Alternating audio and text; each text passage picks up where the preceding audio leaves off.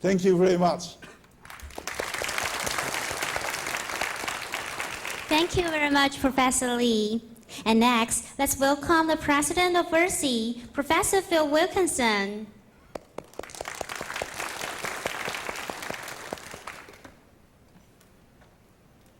Well, conference delegates, I'd first like to thank the gentleman on my right here for another excellent AP-RASC' meeting.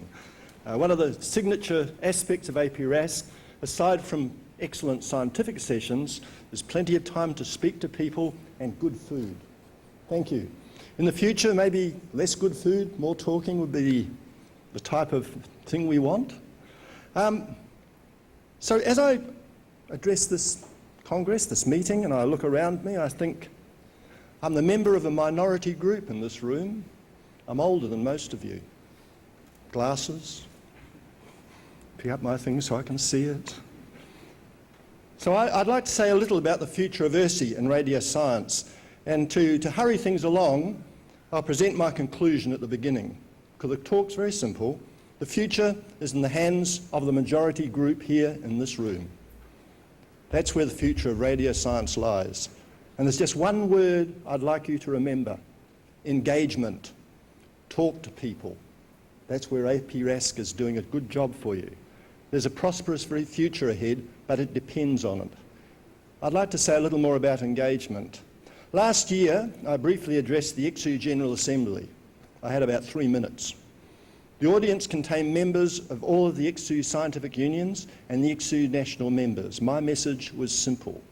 Radio science is an enabling science. Every science union depends on the benefits they have gained from radio science. I told them, read our brochure, go to our website, tell us what you need from us. There are some brochures out on the information desk if you haven't already seen it. Well, let's expand this theme. In 1865, almost 150 years ago, Maxwell introduced his equations to the world. Now every branch of science makes use of radio science. That is our heritage. We have shared our knowledge widely in the past and will continue to do so in the future. Everybody in this meeting can contribute. Develop an eye for the opportunities. Practice recognising radio science at work. I'll give you an example. Very simple. Last Sunday, purely by chance, I watched a TV program on the search for the tomb of Genghis Khan. Apparently we don't know where this famous person even died or whether he's got a tomb. Radio science was never mentioned. Yet they used crowdsourcing to interpret remote sensing images. Sadly, they failed to use GPS and laser measuring tools to define their search region, but they used handheld ground sensing radar to explore what was beneath that zone.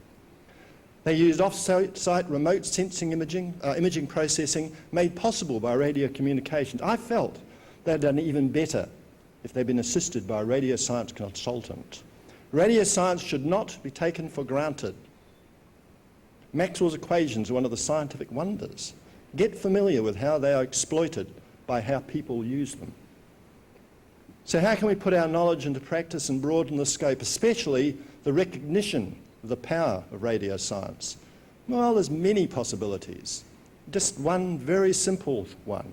I'm sure you can think of many more. Step one, who is using radio science methods in the other faculties of your university? Learn how the others are using radio science.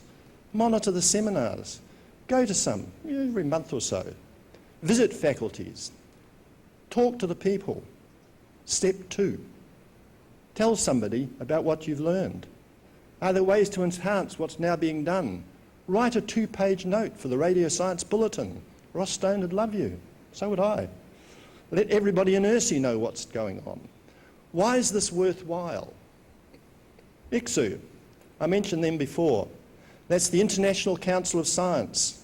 Professor Lee of Taiwan is the current president. ICSU is the parent body for RASC'. In fact, RASC' was one of the founding members of ICSU. ICSU science programs are multidisciplinary, spanning several scientific unions. The more aware we are of the breadth of radio science, the better we can participate in these programs. More importantly, the more aware others are of the breadth of radio science, the more they will want ERSI to be involved. That's happening, but it's too slow, and it's highly dependent on individuals. Future Earth is the next major ICSU science program. It will span the next 10 years and hopes to address issues like sustainability and a changing world environment. In planning documents, electronic media gets a mention, but that's it.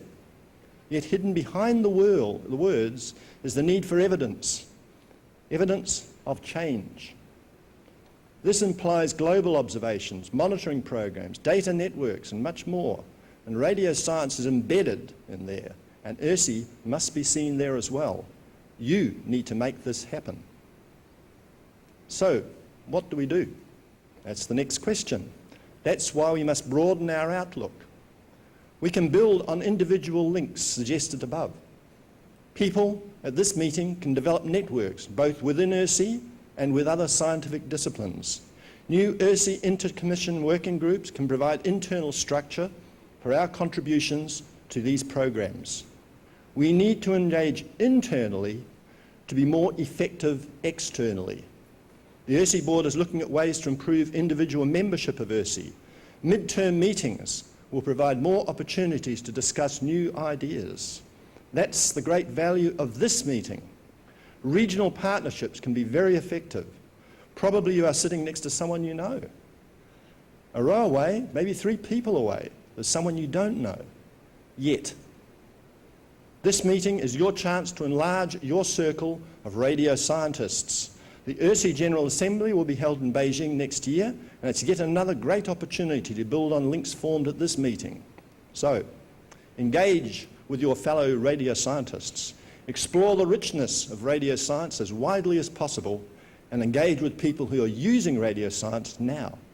Most important, share your ideas and experiences and insights, and engage with ERSI, and the future of radio science will be secure.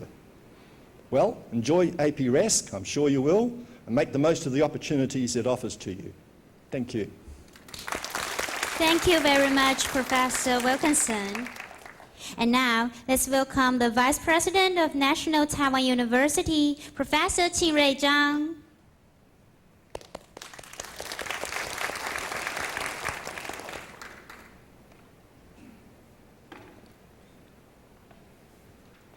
Professor Wilkinson, and President Wong, and Professor Lilo, and all the honorable guests. It's my great honor to represent the National Taiwan University to say a few words in the opening session. First, I want to represent Professor, our President, Hans Yang, to say sorry because he cannot attend here in person because he's attending in Xito for the new coming faculty retreat over there.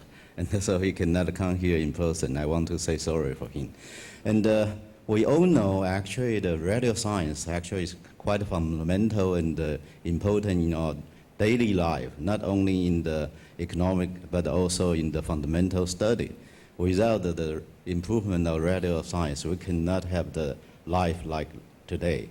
And also the radio science do extended the human sense, not only in the neuroscience but in the large scale astrophysics.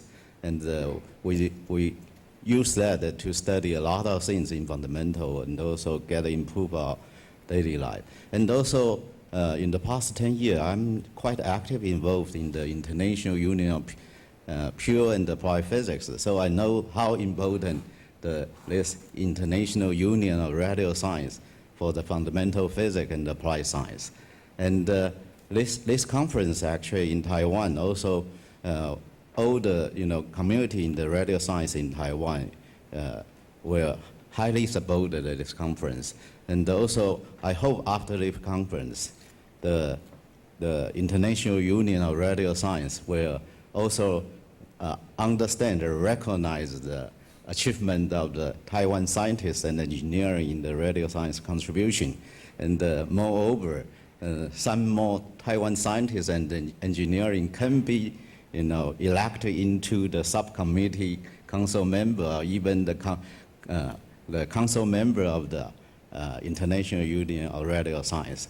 and to let Taiwan scientists to have more, active contribution into the international radio science study. And also, National Taiwan University is just across the corner of here. I hope, some of you, after, the lesson, the old academic and scientific, lesson in here, if you have time, just by 5 minutes walking, go to the National Taiwan International Campus. You will find it's quite present also over there, not only stay in this conference room during the time break.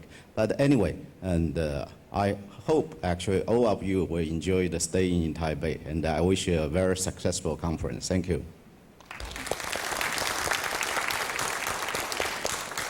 Thank you, Professor Zhang. And next, let's welcome President of National Central University, Professor Jinyang Zhou.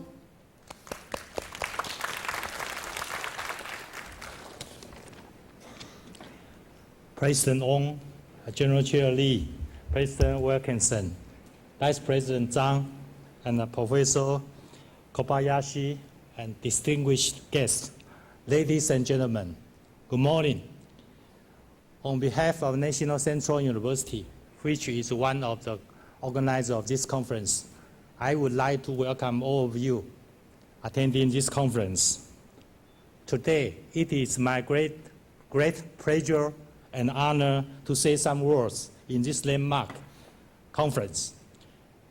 Since National Central University was refounded in Taiwan in 1962, we have deep historical connections to the scientific commissions of ERSI, especially the commissions of wave propagation and the remote sensing, ionospheric radio and wave propagation, waves in plasma, and radio astronomy. We therefore are very pleased to work together with the National Taiwan University to organize this year's conference, Asia Pacific Radio Science Conference 2013. Also, with the privilege of providing our service to chair the Young Scientist Award and the Student Paper Competition Program by our faculty. We are very delighted to announce that the final awardees of Young Scientist Award and the Student Paper Competition have been selected.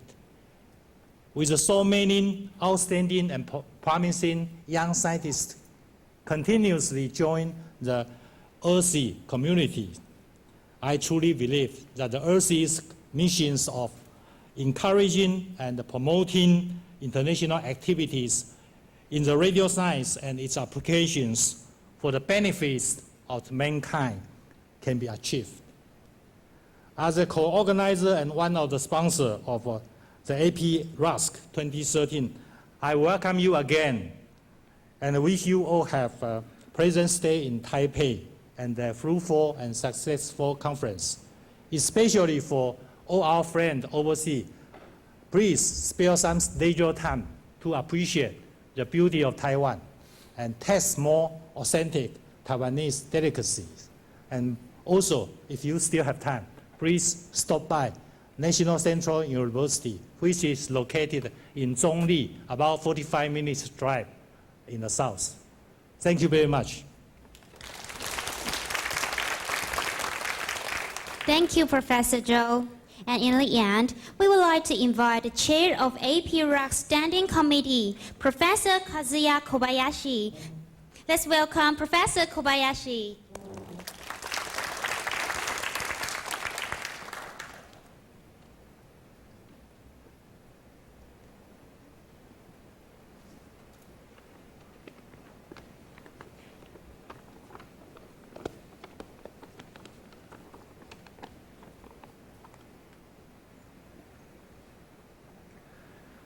Good morning, ladies and gentlemen, dear colleagues and friends, dear our distinguished guests. It is a great pleasure to welcome all of you in the worldwide radio science community to the 2013 Asia Pacific Radio Science Conference, AP-RASC 2013, which is being held at Howard International House, Taipei, Taiwan. AP-RASC', the Asia-Pacific Radio Science Conference, is a regional ERSI conference organized by the ERSI member committees in the Asia-Pacific region, and it is held in the year preceding the ERSI General Assembly and Scientific Symposium, ERSI-GAS. Therefore, the AP-RASC' is held every 3 years, like ERSI-GAS. The history of the AP-RASC' goes back to the year 2001, when the AP-RASC' was held for the first time in Tokyo, Japan, based on the initiative of the Japan National Committee of ERSI. This AP-RASC' 2013 in Taipei is the fourth AP-RASC', and the conference has been expanding constantly since its beginning in 2001. There are several purposes for having AP-RASC', a regional conference in the Asia-Pacific area. Let me explain. Although the radio science research has been very active in many of the Asian countries, there are now only 5 countries which are members of ERSI. Therefore, in order for ERSI to be more visible in Asia, it is desirable that more Asian countries become members of ERSI. I would say that the mission of the AP